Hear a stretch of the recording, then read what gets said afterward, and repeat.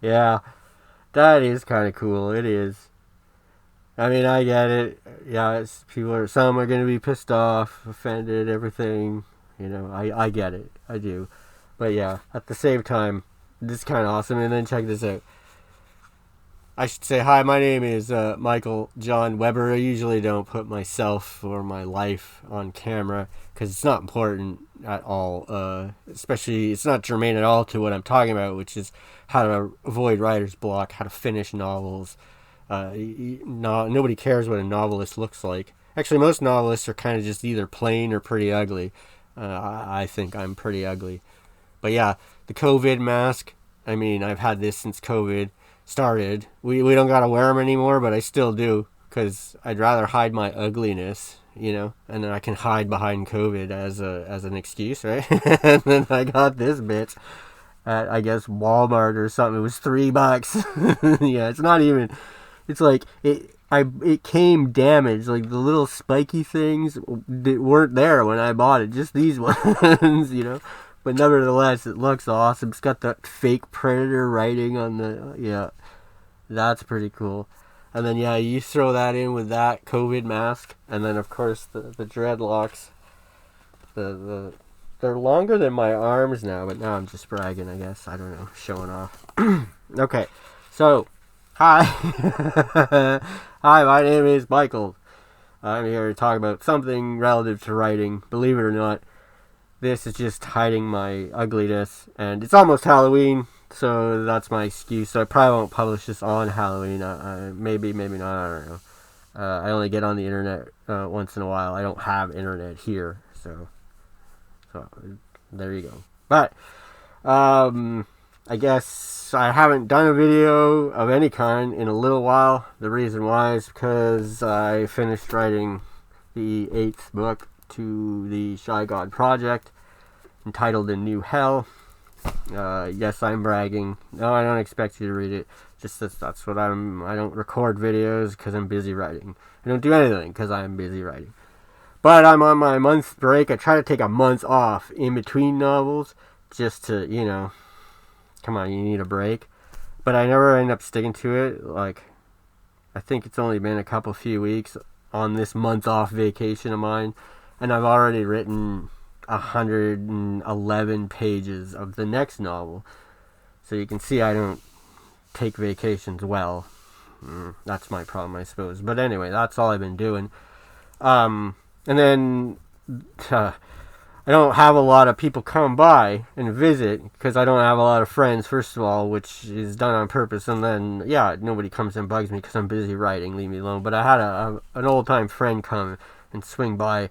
She does, I don't know, videos here on YouTube and podcasting or something. I'm not sure.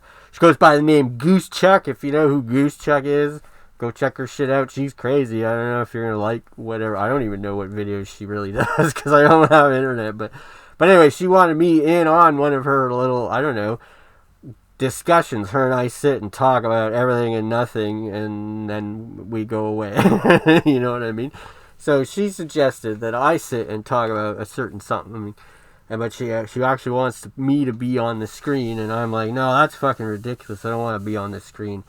But then the Halloween concept here occurred to me. Her and I were talking, and I actually mentioned something that is relevant to writing, and I don't like talking about stuff like what I'm about to talk about because it sounds too much like sitting in school and learning how to write, and I hate that shit. I went to college and sat through classes on how to write sci-fi and gothic romance and all the rest of that, and it is useful, but at the same time, anyway. But I was telling her about something, it's a little trick in writing. And again, if what I'm talking about here is how to avoid writer's block, maybe you've encountered a bit of writer's block, and this little trick might help. And really, it's all writers know about this. I think they teach this shit on like day one, kind of thing. But and I don't know. I don't really remember how our conversation went. I guess it's a video. I should just publish that conversation. But anyway, the idea I come up with is in storytelling, often you'll set up a problem, and then the solution to the problem is super convenient, right? Like, it's almost like a cheat in a way, where there's a big problem and something magically comes along and solves it, and all the characters are like, yay. You know what I mean? It's super, super convenient and contrived even. And very often they call that Deus Ex Machina, or translated into English, God in the Machine. And that's really just saying, yeah, here's your problem, something magical comes, solves it without any issues, and goes away. And everybody's like, and there was much rejoicing, right? God in the Machine. Okay. And it happens all the time in storytelling. It really does. It's not that it's a bad thing. It's kind of poor storytelling. But it can be used in a proper way where it doesn't suck, is basically what I'm trying to get at. So I guess we were talking about that. I said, one of the tricks, if you have, as a writer, in your story, a moment of God in the Machine, where that happens, that magical, unexplained convenience comes along and makes things easier in some way, you can actually heal it, so to say, with another writer's technique I have found, and I've experienced, and it's something called hanging a lantern on it. Okay, I think that's mostly in the movie business. I'm not sure, but the idea is called hang a lantern on it. So what is hang a lantern? So when you have a problem, if you will, an inconsistency, some sort of contrivance in your storyline that's a little bit it strains credulity, put it that way, what you can do is hang a lantern on it. And in essence, what that means is you get one of the characters, let's put it this way, problem, contrived solution comes in, solves the problem. Now you get, that's your God the Machine, right? And it's bullshit. Now what you do is you get one of your characters to comment on how contrived and bullshit that just was. Right? It's called hanging a lantern on it. Or another way to put it is you draw attention to the fact that it's kind of messed up and weird, right? And so this was my example to my friend that day when I was talking. In one of these novels, that would be number 5. Near the end, there's a building. Our hero has to get into this building. The building is guarded. She can't get into the building. However, there is a tunnel that leads underground from this building to another building over here. And so, obviously, our main character enters this building, finds the tunnel, travels to the guarded building, and gets inside. Super convenient. Really, there's a tunnel. It just so happens to be there. Oh, look, magical tunnel out of nowhere. How convenient. I'll take that and the guards won't see me. Tra-la-la-la-la. We get to the end, yay. Right? And yeah, I was totally aware that that was a God in the Machine, a Deus Ex Machina. However, the weird thing is, being a writer, storyteller, asshole, like I am, with the mask, actually researched, it was a specific kind of building. And indeed, in real life, this specific kind of building would have a tunnel connected to a smaller building over here. It really does. Yeah, they exist. I'll explain it in a minute. But it's still super convenient to the plot line of my story, isn't it? Come on, that's ridiculous. So later on, I have that main character and her friend sitting talking. And the main character explains, yeah, I got in past the guards because of the super secret tunnel. And her friend's like, and this is the hanging lantern on it. Her friend goes, super secret tunnel, huh? That's kind of fucking convenient, isn't it? Right? Basically, she's saying exactly what a skeptical, observant reader would say. Really, dude? Really, writer Michael? As the reader, that's kind of fixed. It's contrived, a convenient tunnel.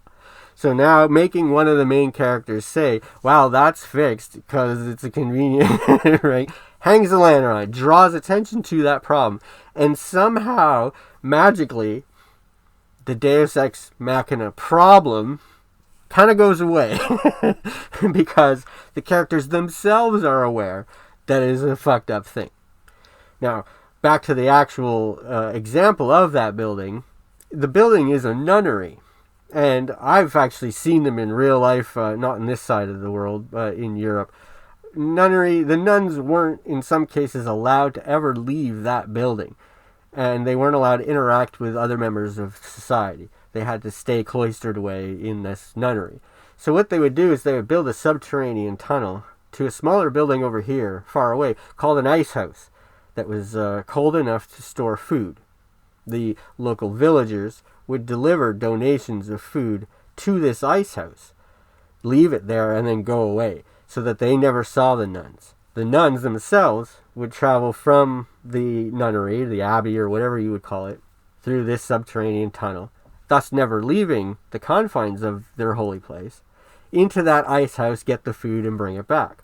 Thereby, again, they would never leave the nunnery and never interact with other members of society. They could keep to those vows. So this building, this contrived tunnel, this Deus Ex Machina to my plotline is an actual thing, an actual building. And I knew that going into the novel, that's how the building was built, and that's how we would solve the problem.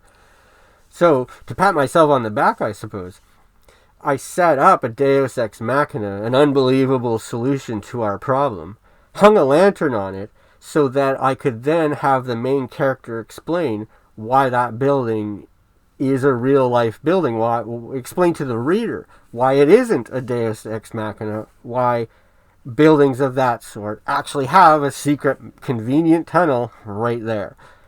And I was kind of proud of that because I'm an idiot, right? And I was like, wow, that's a pretty, a Deus Ex Machina that leads to hanging a lantern on it that then leads to laying pipe for why it wasn't a Deus Ex Machina in the first place. Bravo, Michael. Bravo. And so there, this might help you avoid writer's block. If you've run into a piece of your story that you can't solve it with a Deus Ex Machina. A unicorn on a rainbow comes and makes everything better and then flies away. And then you hang a lantern on that. Have your main character or one of your main characters go, did a fucking unicorn just come by on a rainbow and make everything okay? And then, at least in this case of mine, or maybe in yours, try to work it out that there is a logical, rational explanation for your Deus Ex Machina. Though, in this moment, I can't rationalize a unicorn on a rainbow that makes everything go away. But yeah, you try your best, like I did with the nunnery and its stupid little tunnel thing. Do you know what I mean?